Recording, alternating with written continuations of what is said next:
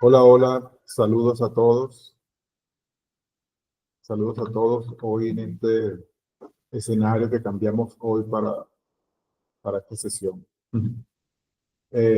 Bueno, estamos en la cuarta sesión ya, eh, y en la sesión anterior estuvimos conversando sobre ese declive de la fábula clásica, cómo ella fue perfeccionándose de tal forma que fue también yendo hacia su declive. Yo voy a pasar a mostrarles ahora mismo nuestra diapositiva, eh, en donde, bueno, la idea es que eh, ella nos acompañe, como siempre, en nuestra sesión. Entonces, ahí vamos a ir viendo el surgimiento de la fábula moderna, ¿no? Eh, ¿Qué sucede?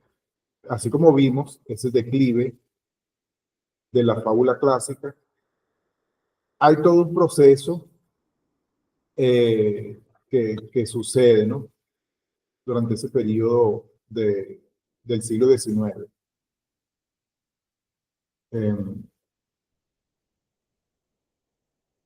Todo esto que expliqué del fenómeno que ocurre con la revolución industrial y cómo esto influye en, en, en el área editorial y cómo el área editorial a su vez influye en la publicación y en cómo se publicaron eh, las fábulas en aquella época, ¿no? ¿Con qué intención? Porque entonces también está por ese otro lado que decíamos, eh, todo, es, todo eso que se construyó alrededor de los sistemas educativos. Eh, entonces, bueno, um, fue una época, digamos, oscura para, la, para el género fábula.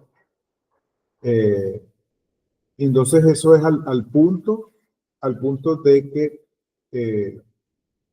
después de prácticamente siglo y medio de silencio, como dice nuestra diapositiva allí, después de prácticamente siglo y medio de silencio, eh, todavía en 1914, eh, la, la, hay una nueva, de nuevo, ¿no?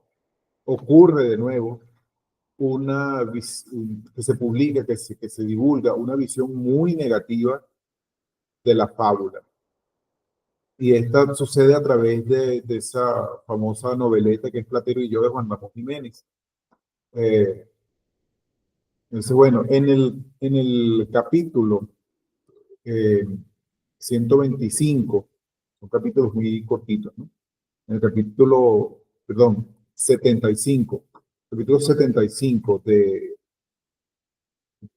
Platero y yo, eh,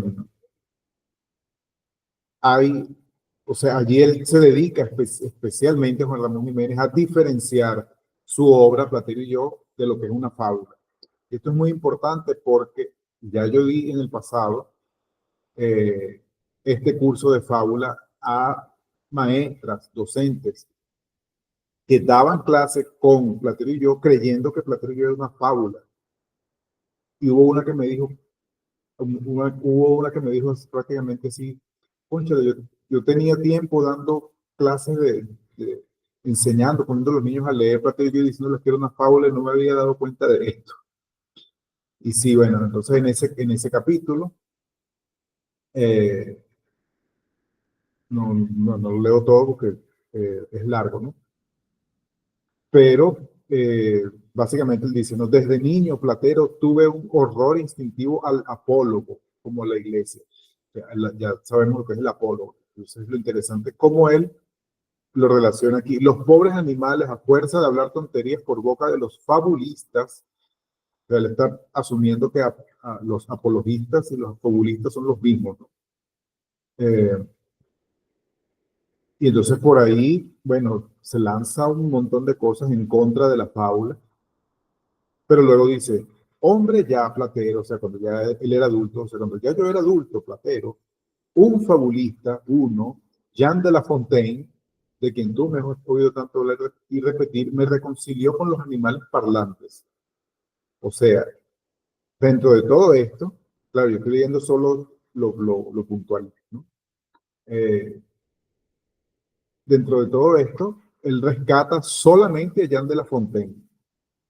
Eh, y bueno, ya más o menos entendemos porque lo interesante es que de verdad la visión negativa que existe sobre la fábula es tremenda por esta cosa. Se le asocia mucho al apólogo, se cree que la fábula simplemente, ojo, y es Juan Ramón Jiménez, que es uno de los más grandes escritores de principios del siglo XX en español.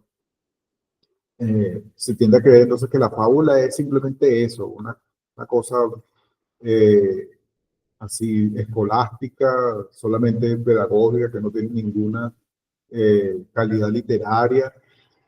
Y entonces dentro de Platero y yo, Juan Ramón Jiménez incluye esta crítica severa contra la fábula.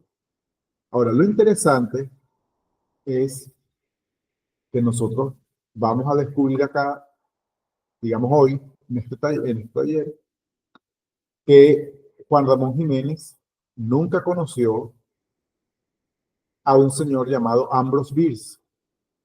¿Qué sucede? Desde finales del siglo XIX, desde 1886, un escritor norteamericano, Ambrose Bierce, logró tener una columna semanal en donde él publicaba diversas cosas. Y una de las cosas que él publicaba dentro de esa columna semanal que él tenía en el periódico, dentro de esos textos, él a veces publicaba algunas fábulas. Solo que las fábulas de Ambrose Bierce eran una cosa absolutamente diferente. Entonces, bueno, es lo que vamos a ver ahora, cómo comienza a surgir, de hecho, sobre todo a partir de Ambrose Bierce, un nuevo tipo de fábula que no tiene nada que ver con esa idea, ¿cómo se llama? Preconceptuada, ¿no? sobre la fábula, prejuiciada. Entonces, un elemento que vamos a ver que va a cambiar muchísimo es, por ejemplo, el elemento del humor. El humor va a pasar a ser, digamos, un protagonista de la fábula, principal protagonista de la fábula. Pero no es cualquier humor. Es un humor que va a estar cargado de, una o de tres o de las tres de las siguientes cosas: ironía, cinismo y sarcasmo. O sea, la fábula definitivamente, a partir de Ambrose Bierce principalmente, a partir de Ambrose Bierce, la fábula deja definitivamente de lado esa cosa infantil. Digamos que Ambrose Bierce rescata el espíritu original de la fábula. ¿Cuál era el espíritu original de la fábula? En aquella época muy antigua, la fábula era, sí, para enseñar, pero no era para enseñar a los niños, era para enseñar a todo el mundo, ¿no? A todas las edades. Por supuesto que era algo adecuado a la época, al espíritu de aquellas épocas antiguas. El espíritu de estas épocas más recientes es diferente, por lo tanto requiere tal vez un poco más de crudeza. Y eso es lo que hace Ambrose Bierce. Ambrose Bierce descubre o se da cuenta de que con la fábula todavía se puede cumplir, digamos, esa función social. Si la literatura tiene una función social, en todo caso sería esa, de detectar el espíritu de la época, entenderlo, comprenderlo y en función de eso producir un contenido que le genere una experiencia sensible y estética. Estamos hablando de teoría literaria, digamos, profunda de alguna manera. Entonces, bueno, además de eso, también Ambrose Bierce recurre a una cierta complejización de la prosa. O sea, ya no es una fábula así escrita de una manera lineal, simplecita, facilita, ¿no? ya no es eso, ya es una fábula más compleja. Por supuesto, es una época en que principios, finales del siglo XIX, principios del siglo XX, en que aún la fábula está, ¿saben? Como ese muerto que de repente quiere volver a renacer. Entonces, ese es el papel que cumple Ambrose Bierce. Es muy importante, es un autor clave en la historia de la fábula, tan clave como lo es Esopo. O sea, no se puede, hoy en día no se puede hablar del género fábula sin hablar de Esopo, pero tampoco se puede hablar de fábula sin hablar de Ambrose Bierce. Es muy importante eso. Y bueno, Ambrose Bierce fue un escritor muy prolífico, también un poco desordenado. Él escribía cuentos también, escribía artículos, escribió un famoso llamado Diccionario del Diablo, que es un poco jugando, no es porque tenga nada diabólico, es simplemente porque juega mucho con la ironía, con el sarcasmo, con las cosas, en las definiciones. Tiene definiciones muy críticas de las cosas, por ejemplo, sobre la democracia, sobre el Estado, y bueno, por ahí, ¿no? Ahora, como decía, es una época, ¿no? Es una época ahí en que la fábula está tentando resurgir de nuevo. Entonces, para ello, las otras lecturas que vamos a hacer, aparte de la fábula El aciago destino del poeta, de Ambrose Bierce, fíjense ahora el título, ¿no? El aciago destino del poeta. Vamos a pensar sobre la cosa de los títulos a partir de Bierce y hasta la fábula contemporánea. Entonces, junto a esta fábula de Ambrose Bierce, vamos a leer una titulada El jaguar enfermo, de un autor brasilero, José Monteiro Lobato, y vamos a leer una fábula de otro muy importante fabulista, que es el venezolano Job Pin. La fábula se titula El jardinero generoso. Monteiro Lobato también es aquí en Brasil una figura muy importante de la literatura infantil en general.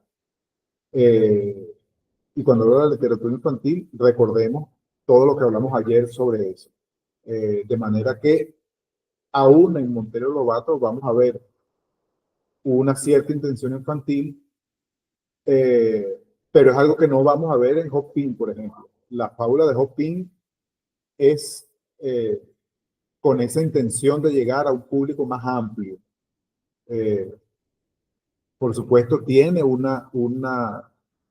está escrita en verso, la van a leer, está escrita en verso, y tiene como ese tono de una prosa más compleja, más rebuscada, más analizada, más pensada. Entonces, bueno, es interesante pensar esto porque son estos autores, y los que vamos a ver en la próxima sesión también, son estos autores los que comienzan a darle una nueva visión a la fábula.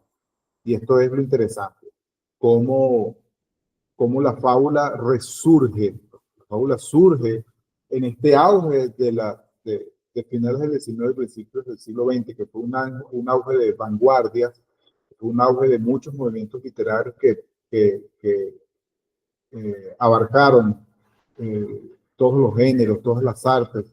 Entonces, bueno, la fábula no podía salvarse de esa influencia que tuvieron todos esos movimientos de la época. Además como apéndice de este video, yo les recomiendo estudiar y conocer la obra y la vida de Ambrose Bierce, porque como personaje histórico, Ambrose Bierce fue una persona muy interesante, al punto de ser un estadounidense que pasó la frontera hacia México para unirse a las tropas de Pancho Villa.